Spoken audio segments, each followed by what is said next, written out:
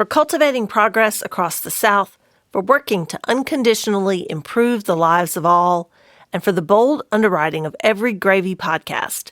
SFA thanks our visionary Louisville, Kentucky friends, Pam and Brooke Smith.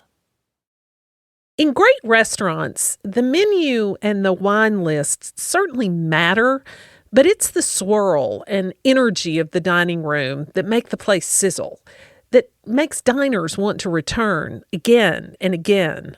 People flirting at the bar, a couple falling in love during a first date conversation at a two-top in the corner, the birthday and anniversary and graduation celebrations at the big table against the wall, the politicians and business types doing whatever it is politicians and business types do. Somehow you know this restaurant in this moment is the place to be. San Antonio's Mi Tierra is that kind of place. And it's even more. Pull up a chair and listen as Evan Stern introduces us to the Cortez family and explores the wonder of Mi Tierra. I'm Melissa Hall.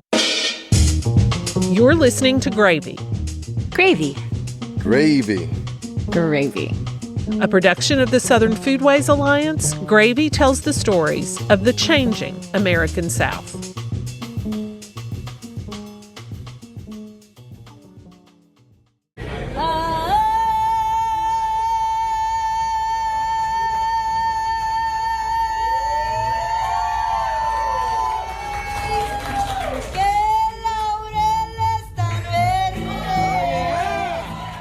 That voice you're hearing belongs to Beatriz Gonzalez. A singer from South Texas, she went viral in 2017 when her performance of the ranchera classic Los Laureles hit the internet.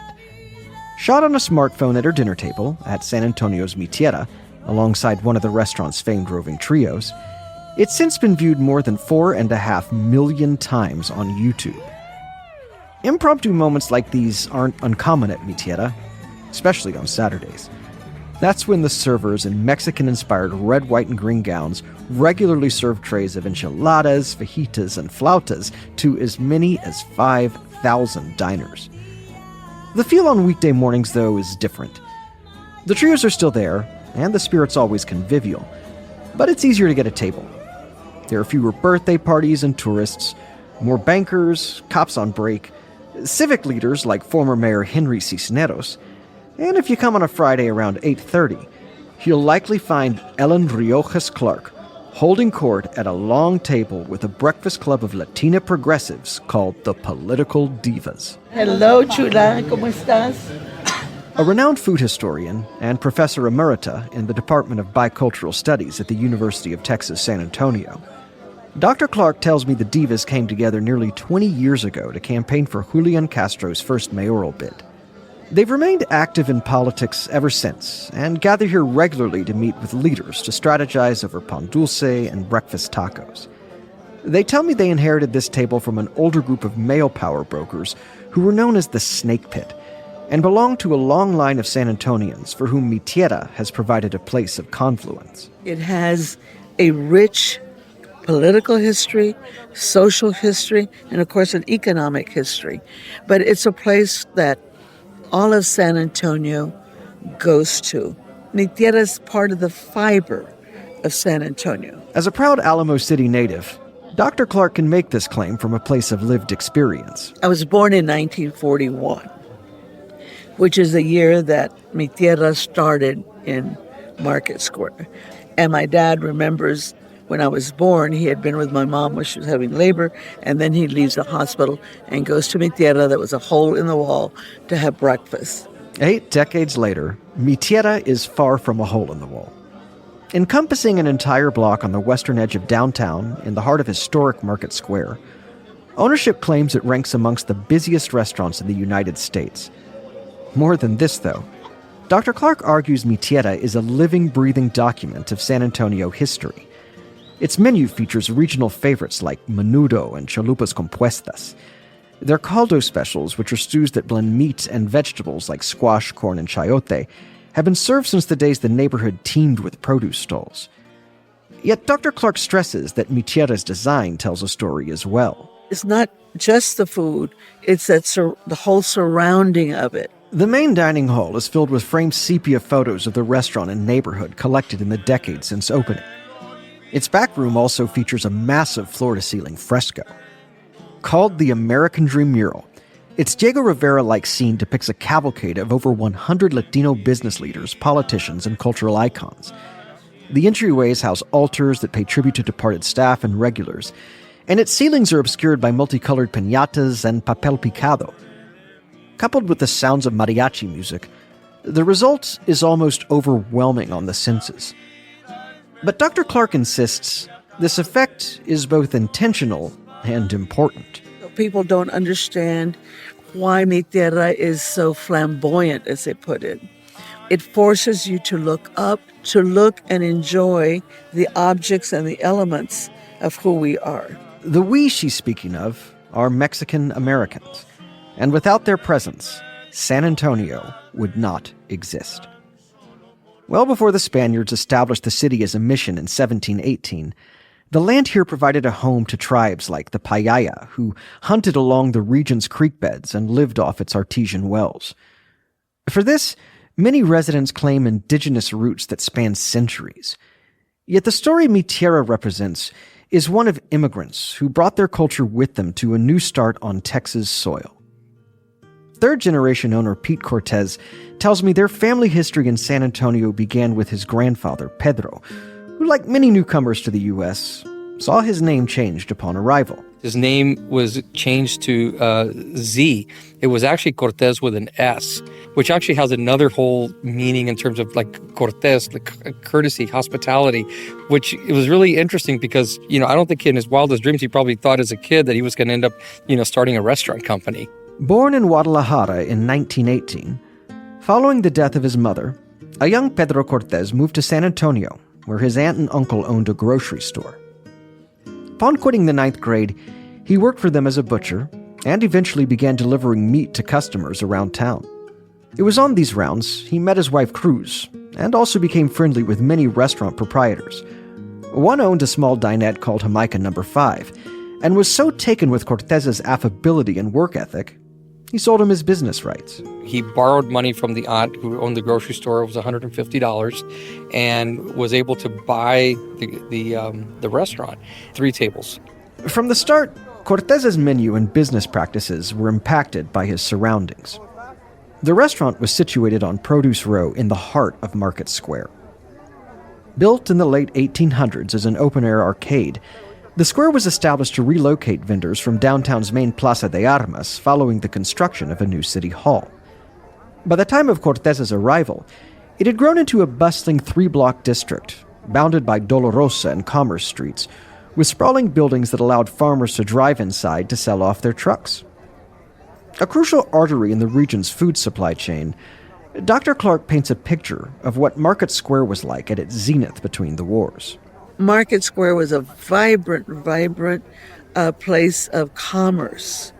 Vegetables were sold, flowers were sold, medicinal things were sold. In the days before supermarkets, its many peddlers supplied goods for both citizens and businesses from stalls, pushcarts, and flatbed trailers.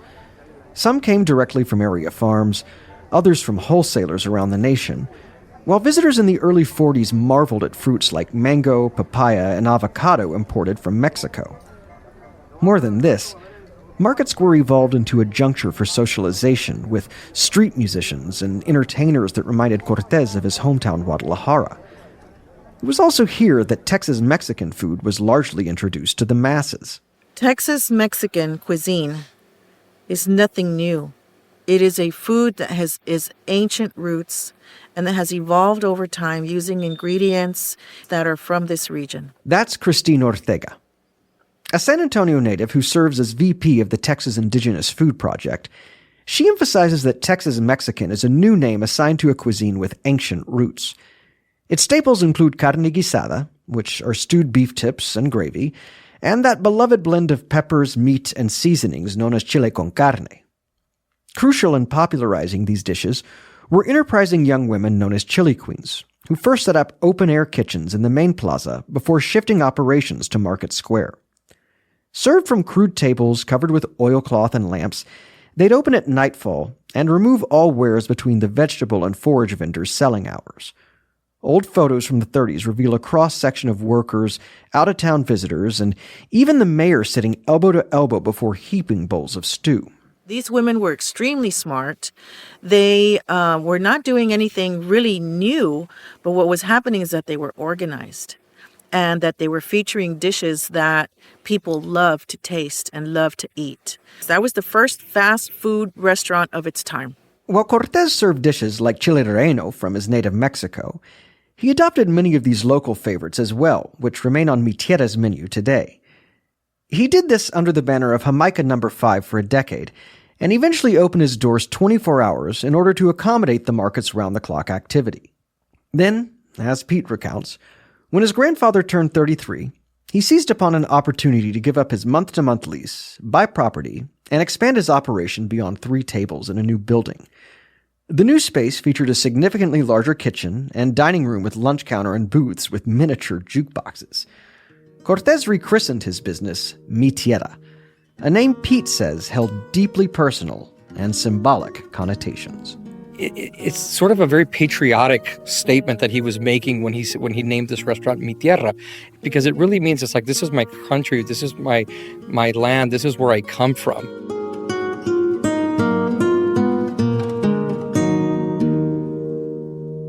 After the break, we'll learn how the Cortés family helped shape the market square of today. Gravy has some big news for Dolly Parton fans. Lodge Cast Iron has launched a new collection of Dolly Parton cast iron. Inspired by the one and only Tennessee icon, each of the 4 cookware pieces brings a bit of Dolly flair to your favorite Southern dishes. Just like Dolly, cast iron is made in Tennessee and loved all over the world. Made with just iron and oil, the naturally seasoned cooking surface on a Lodge pan is made to last for generations, so you'll never have to change your tune. Take home the new Lodge Cast Iron Dolly Parton collection and shop cookware born to perform at lodgecastiron.com. For Lodge's longtime support of the Southern Foodways Alliance and this podcast, we thank them. To appreciate Mi Tierra's significance in San Antonio, you have to understand its relationship to Market Square and the role it and people like Pedro Cortés played in sustaining the area when it was threatened with destruction. Today, the square ranks alongside the Alamo as one of San Antonio's most visited sites. Over 2 million flock here each year to shop, enjoy live music on the weekends, or party each spring. That's when nearly 200 bands battle for attention on different stages during the city's 10-day fiesta celebration. But while the square remains one of the largest Mexican markets in the U.S., it bears little resemblance to the center of exchange Pedro Cortés saw when he first moved to San Antonio. Produce hasn't been sold here in nearly 50 years, and you won't find any farmers in the building that's still called the Farmers Market. In their place are over 100 curio shops and artisans selling imports and items like jewelry, leather, ceramics, and textiles. While most agree a pivot was needed to keep the market viable, its loss as a food source remains something of an open wound for people like Christine Ortega, whose uncle's stall was forced out. How do you get fresh produce downtown? How do you combat the food deserts? Well, in San Antonio, we had already developed our own organic social mixes and our commercial mixes that worked. And the city and other government forces chose to destabilize it for their own kind of economic purposes. The forces that led to the market's initial decline were multi-layered. Starting in the 30s, health regulations, licenses, and fines forced the Chili Queens to close their outdoor kitchens. In 1951, dozens of stall holders moved their operations to a larger, newly constructed wholesale market. Shopping practices, of course, began shifting towards chain groceries. But Christine argues the construction of Interstate 35 dealt a particularly harsh blow. Built through eminent domain in the name of urban renewal, its multiple lanes of traffic directly parallel the market and isolated it from its Mexican-American customer base on San Antonio's west side. The market square didn't decline on its own. The city brought about the decline by clearing out neighborhoods and not relocating people nearby and not creating the infrastructure to keep that place vibrant. They destabilized it. It was caused by the factors of urban renewal. This destabilization resulted in multiple vacancies and the challenges of vagrancy associated with empty storefronts. Yet it also provided Pedro Cortés with an opportunity to expand, and in 1961 he became the neighborhood's largest private landowner when he purchased the entire block surrounding Mi Tierra. Unfortunately, though, as Pete recounts, soon after making this ambitious investment, his grandfather learned the city had other plans for his buildings, as well as the entire market. Mr. Cortés, you've made a big mistake, investing in all this property, because we're going to tear this down. We're going to tear this whole neighborhood down. We're going to buy you out via eminent domain, and, you're going to have to move on. For Pedro, this news was devastating, both as a business owner and one who loved and continued to believe in the market's promise. As Pete tells it, his grandfather had always maintained an almost single-minded focus on work.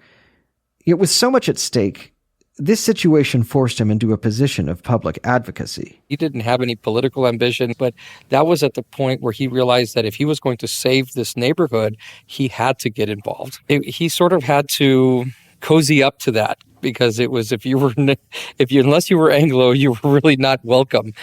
Pete's words are not without truth or irony. Today, San Antonio's population is nearly 2/3 Latino, and the city's elected leadership is more broadly reflective of this constituency. Yet for generations before 1965's Voting Rights Act, its communities of color were denied a voice through gerrymandering and means of subjugation that Christine still recalls. I remember my grandmother saying, we have to go downtown, I have to pay for my poll tax. And if she had to pay $3 for her poll tax, that was a lot of money. The levers of power in the early 60s were also largely controlled by a group of Anglo professionals called the Good Government League, who worked to influence the city council and push business-friendly policies. While unversed in politics, Pedro recognized the advantage in appealing to this body. So he got together with neighboring owners and began requesting meetings with the league's board members. Having spent years in hospitality, Cortés was able to charm and build alliances with league members who helped introduce him and his allies to sympathetic ears. He was able to make, some really lifelong friendships. And, they helped him and started a whole new aspect of how we now operate, which is community involvement. Well before repurposing industrial spaces was trendy, they discussed charting a new future for the neighborhood that built on memories of the artisanal districts Cortés remembered from his native Jalisco. Their craftsmen, like potters, carpenters, and painters, drew visitors and well-heeled shoppers. In turn, their foot traffic supported a vibrant street life teeming with bars, restaurants, and mariachis. His model for him was Taclepaque in Guadalajara. I mean, in his mind, he knew immediately what to do. As soon as the farmers had left and it was time to figure out where we're going to go next, he was already, look, let me take you to Guadalajara. Let me show you exactly what I'm envisioning that all of this could be. As San Antonio was at this time heavily promoting and investing in itself as a tourist destination, the vision they were selling, which showcased the city's Latin identity, was one the Chamber of Commerce could advocate for. With their help, the first market committee was formed. An advisory group headed by renowned architect Boone Powell. They developed a plan to lure new vendors, close Produce Row and its side streets to traffic, and redesign the district as a fountain-lined plaza. In time, demolition plans were scrapped, bond measures approved, and in 1976, this new iteration of Market Square was introduced to the public. Since then, it's emerged as one of San Antonio's treasured gathering spots. And Pete believes that success lies in its embrace of Mexican culture. People who have left the city, when they come back, they always want to come back here because it's sort of like how they reconnect immediately. I think of it sort of like an IV. You come back to Market Square and it's like getting a dose intravenously, of the culture, and you're just right, you snap right back to where you were. If sustainable preservation isn't static, but something that evolves to stay meaningful as times change, many like Ellen Riojas Clark applaud Market Square's evolution as an example of this concept in action. This is 2024. It has changed in character. For the worse, no. For the better, it's still operating as a place to sell goods and to sell culture. At the same time, others like Christine Ortega have conflicted feelings surrounding San Antonio's reliance on tourism and Market Square's emergence in this ecosystem that's now the city's third largest industry. Cultural preservation and economic enterprise are two forces that are constantly in a tension. Ortega at times struggles with the city's framing of Latino culture and has questioned the market's authenticity and who it truly serves. The survival of Market Square is all about making money. And I think in many ways it has learned how to exaggerate and how to elevate some of those aspects of our food, our music, to capture not just the imagination of visitors, but also their money. Yet she also loves its colors, recognizes its value as a place of celebration, and is grateful for its existence. And while Pedro Cortés was one of many who worked hard to save Market Square, she and others I spoke with agree it's hard to imagine how its story would have unfolded without him or Mi Tierra. Thank God for the Cortés family. Had they not had ownership of the space, it would probably look very different than it does today. All right. Their influence was instrumental in terms of preserving a lot of the character of the Market Square. And they truly are a family that has been an anchor to preserve and protect and celebrate our culture and our food. So for that, they should be greatly appreciated. As an anchor, Mi Tierra and the Cortés family have maintained a presence in San Antonio for over 80 years. And while Pete tells me he remembers getting put to work drying silverware in the kitchen before the first grade, this longevity wasn't in any way planned or thrust upon him. You know, my dad would always tell me that, I don't want you to be in the restaurant business. I want you to be a doctor. I want you to be a lawyer. I want you to be an engineer. Yet, decades later, he still puts on an apron to help in the kitchen and works on Christmas mornings. And while fewer than 12% of family businesses survive the transition from founder to third generation, Pete tells me his children are committed to making it to the fourth. At this point, he says, restaurants run in this family's blood. Yet Mi Tierra's longevity is owed to more than this, its consistently good food, location, or atmosphere. Among many translations, tierra means ground. The Cortés family and this restaurant are grounded by the knowledge of both where they're from and where they are today as Mexican Americans. And while San Antonio existed before Mi Tierra, by weathering change and surviving against steep odds, restaurants like these help ground communities and cities around our world. Dr. Clark tells me the grounding Mi Tierra provides is both culinary and social cultural, and that it offers a symbol of Latino endurance. After breakfast with the divas comes to an end, over the sound of the trios, I ask her, what do those words, Mi Tierra, mean to you? It's mine. It's my land, my food, my culture, and my place in San Antonio. It is my place, my home.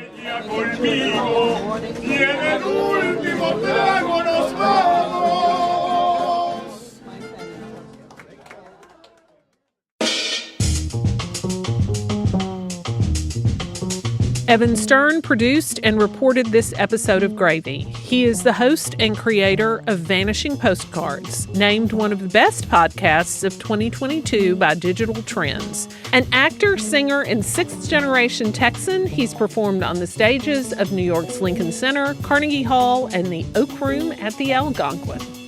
We thank Wendell Patrick for Gravy's theme music. We also owe a huge thank you to Clay Jones and Broadcast Studios of Oxford, Mississippi for recording and mixing Gravy.